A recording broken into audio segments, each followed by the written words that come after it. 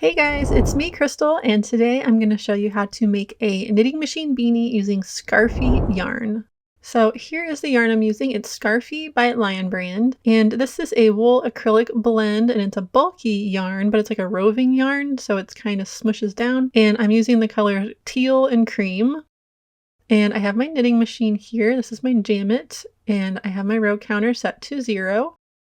And to start, we're just going to cast on. So you go under the white hook and then you just go back and forth around each of the little pegs on your machine as you go around. And I have another knitting machine hat tutorial that you can also check out, which covers all the basics as well. And I also have another video showing how to install a counter like the one I have if you are interested. Once you get to the hook right before the white hook, you're going to carefully put everything down under those little dividers. Then feed the yarn through the yarn feeder thingy there, and I put my yarn in the middle hole. And then you're going to start doing your first row, just cranking along, and you're going to want to go a little slower for your first row or two to make sure you don't drop any stitches. Keep going, and now we're going to do this until we have 140 rows. And I wanted to show you, I came across a knot in my yarn, which was kind of a bummer, but it won't feed through the little feeder. So what I did, if this happens to you, is I just pulled it out and carefully manually fed it through and pulled it a little bit to give it some tension. And once I got past that knot, I put it back in the feeder. And that was the only time this happened with this yarn. So in case you come across a knot, that's what I did. And then you just continue on until you get to where your hat is kind of like touching the table underneath, where it's gotten longer and you don't want it to twist down there. So what I like to do is roll it up onto itself. And it also has an added bonus of kind of weighting it down, which makes the stitches lay a little nicer, and it prevents you from having drop stitches. Although with this yarn, I haven't really had an issue with drop stitches, so that's good. This machine only likes certain yarns, I've noticed, and this one and Lion Brand Heartland yarn are two that really work well for me. So just continue on knitting until it reaches the table, roll it up a little bit more until you get all the way to 140 rows, and then I'll show you how to take it off of your knitting machine. Okay, so we've made it to the last row. You're going to undo your yarn out of the tension thingy, pull it out of the feeder, and wrap it around that white hook, and then stick your yarn in the center and just pull it down like that. And now we're just going to crank one row without the yarn in the feeder. You'll want to make sure you stop at least 3 pegs before the white peg or you'll drop stitches, so don't do that. And then pull your yarn out of the center, and you're going to want to leave at least like a foot-long tail or so. Mine's a little longer than that, I believe.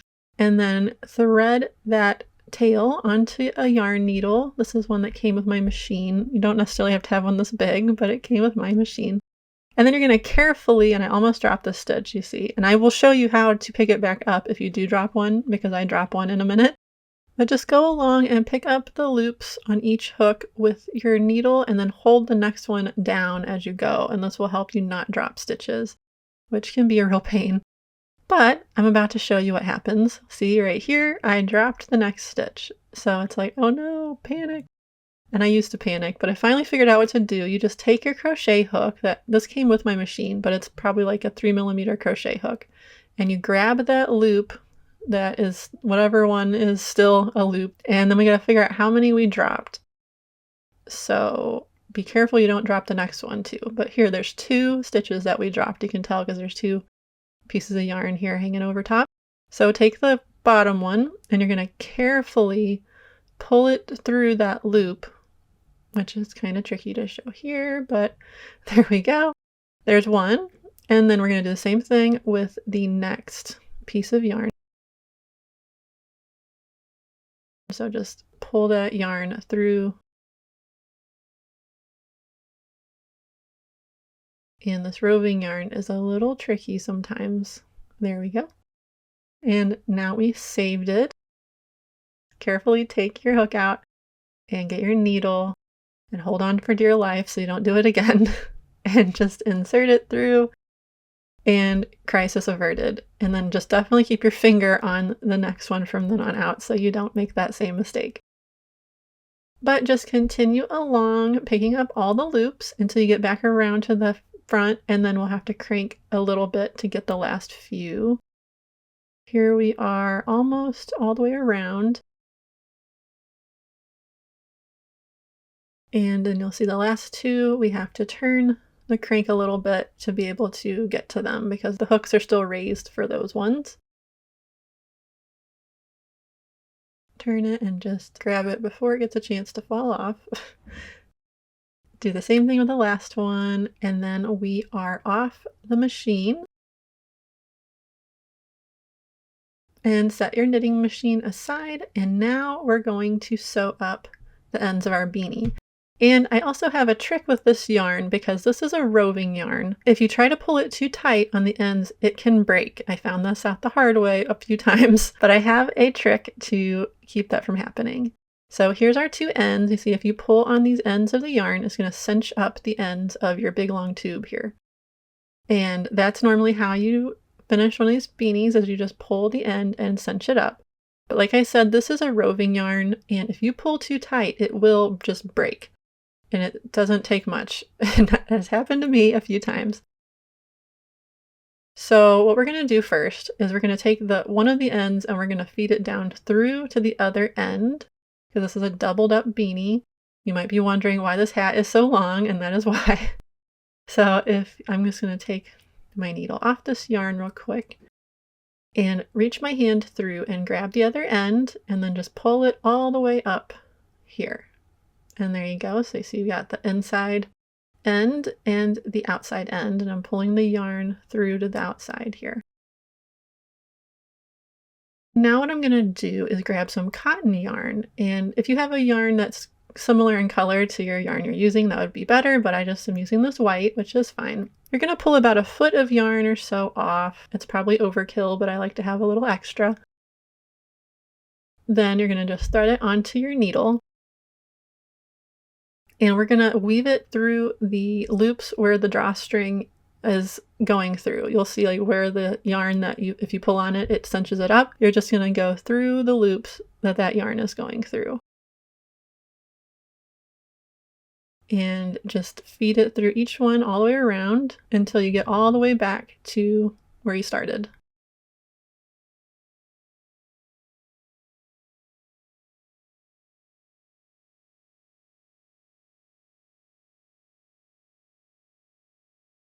And cotton yarn is nice and strong, so you can easily pull on it and you won't have to worry about anything breaking. So here I've gotten all the way around, and see, here's my roving yarn end. So what I'm going to do is take these two ends of the cotton yarn and I'm going to pull them to cinch it up.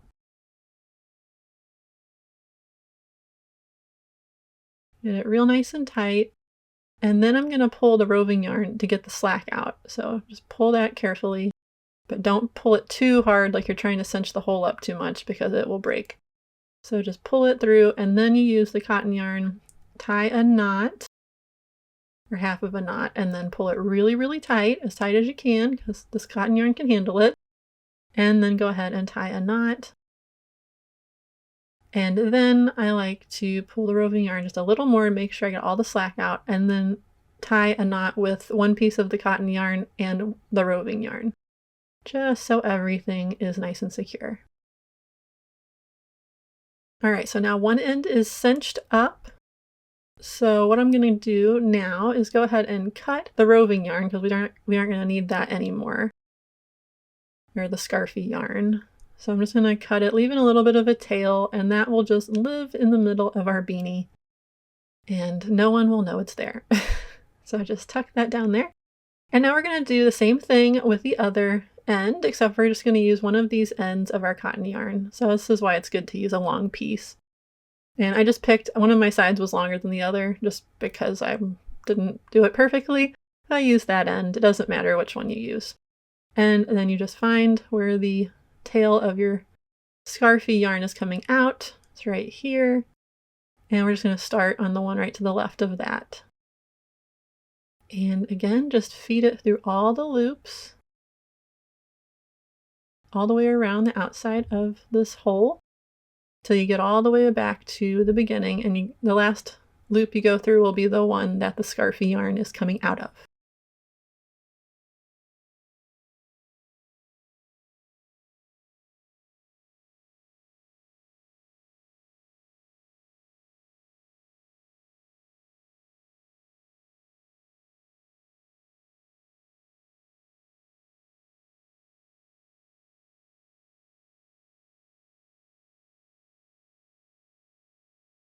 Okay, I made it all the way back around.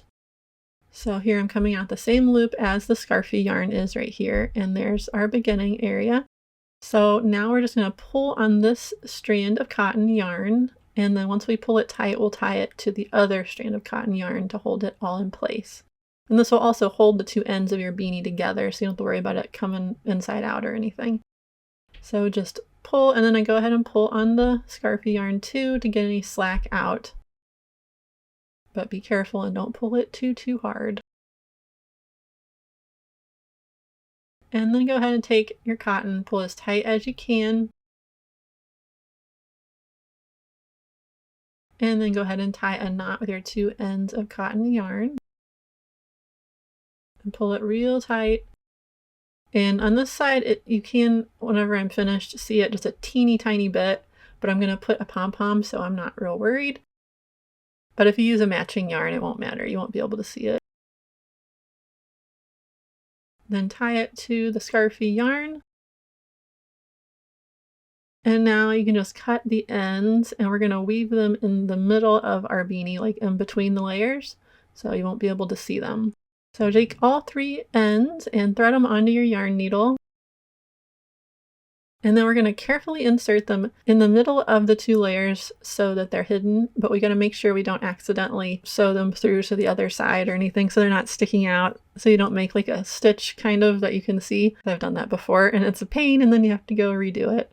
So just insert your needle really close to where the yarn's coming out. Feed it down through the layers, and I got my hand inside the beanie to make sure I'm not feeling the needle coming through. Then once you get it down several inches, just go ahead and pull the needle through to the outside and pull all that yarn down into the beanie like this. And then you're just going to straighten everything out and make sure it looks good. And then pull those ends just a little bit and cut them. And then whenever you straighten it back out, they'll just disappear into your beanie. And now they're all nice and hidden and everything is nice and secure. Then you can just fold up the brim, and the cool thing about this yarn is each side of the hat will look a little different, and it has like this pretty watercolor effect. So you pull it out, and then this side has a different look than the other side. And no two hats will be alike. Each one will be a little bit different because of the way the yarn is, and I think it just looks so pretty. And I'll show you in a minute what it looks like with a pom-pom, with the faux fur pom-pom. Here's how much yarn you'll have left after this hat, and it's not enough to make another beanie, but I'm thinking it might be enough to make a headband, and I am going to test that. And if it is, I will make a tutorial for it. Here's how it looks with a faux fur pom-pom on top. I think it looks so pretty, and I'll put a link down below to where I got this pom-pom, or you can also make your own, and I have a tutorial for that as well. I hope you enjoyed this tutorial, and if you did, please leave a like, comment, and be sure to subscribe so you don't miss any of my future videos. Thanks for watching!